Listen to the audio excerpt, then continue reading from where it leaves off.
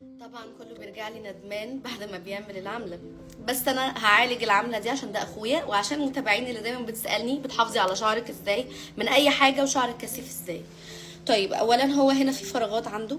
تاني حاجة هو عمل باسكت وشعره من بعدها اتعجز، ما بقاش يطلع بسرعة زي ما انتوا شايفين كده. لف دماغك شوية. فهل متحمس ان احنا نعالج كل ده؟ اه، يلا بينا. يلا بينا.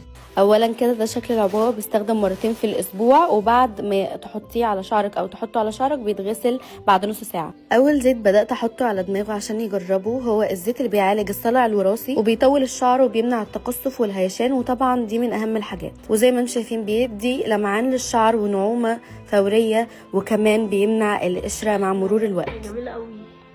ريحته حلوه فعلا وكمان كل مكونات الزيوت دي طبيعيه 100% حرفيا، وهتستخدموه مرتين في الاسبوع بس. تاني زيت ده برضو هتستخدموه مرتين يوميا بقى. عايزه اقول لكم فايدته ومميزاته، تعالوا بينا يلا. فهو بيستخدم وقت التسريح، وقت ما تيجي تسرحي شعرك او تيجي تسرح شعرك طبعا.